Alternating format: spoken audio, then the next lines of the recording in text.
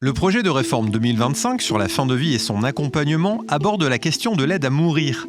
Mais quelle réalité se traduit avec cette idée d'aide à mourir et comment est-elle à ce jour, et avant le projet de réforme, abordée et définie par la loi ? Si ce n'est pas suffisant pour le patient, on donne la possibilité de solliciter ce qu'on appelle l'aide à mourir ou plus techniquement parlant, le suicide assisté. Alors c'est important effectivement de dire qu'il s'agit de suicide assisté. Alors pourquoi c'est important de préciser le mot ? Suicide, ça suppose effectivement que l'initiative vient du patient. Voilà, le suicide est un acte éminemment personnel, c'est un acte qui appartient effectivement à la personne, donc c'est elle qui prend la décision effectivement de solliciter une aide à mourir. Ce suicide ne peut pas, il est assisté, donc il ne peut pas être réalisé seul par le patient. On a nécessairement besoin, c'est ce que disait d'ailleurs le projet de loi, de l'intervention d'une équipe de soins et principalement le rôle a été donné au médecin. Le médecin doit vérifier que le patient est bien dans les conditions d'éligibilité d'accès à ce droit. Si le médecin effectivement considère que le patient est éligible à l'aide à solliciter donc l'aide à mourir, eh bien il peut, et d'ailleurs il est le seul, à pouvoir prescrire la substance létale qui sera ensuite administrée. On note bien que la main est toujours au médecin. Voilà. Même si derrière, c'est le patient qui soit s'auto-administre le produit, soit effectivement demande à une personne de le faire pour lui. Est-ce que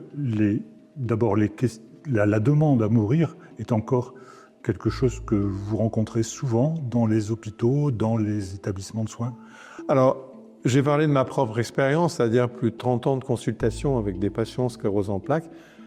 Dans ma carrière, j'ai entendu beaucoup de patients qui se projetaient dans l'avenir avec la notion de handicap et qui me disaient « Docteur, je ne veux pas finir, entre guillemets, dans un fauteuil roulant, je ne veux pas être handicapé et je préfère mourir ». Plusieurs fois, j'ai entendu ça des dizaines, voire des centaines de fois.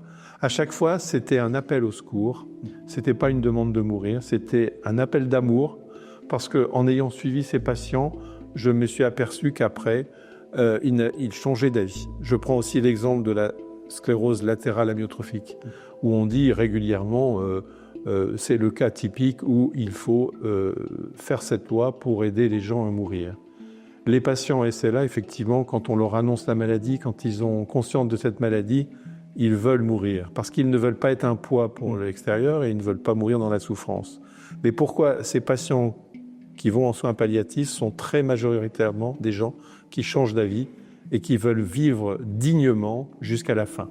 Le maître mot, c'est mourir dignement. Est-ce que les gens demandent à mourir ? Il faut dire que moi, j'ai en plus exercé pendant plus de 20 ans, enfin pas 40 ans, mais pendant plus de 20 ans en gériatrie et étant même d'ailleurs diplômé de soins palliatifs, j'ai été amené à faire de nombreux accompagnements. Et c'est vrai que ces demandes, elles sont exceptionnelles en fait. Mais elles sont exceptionnelles si l'accompagnement en soins palliatifs a été de bonne qualité. Quand cette souffrance est bien prise en charge, qu'elle est apaisée, en fait, cette demande de mort, elle disparaît.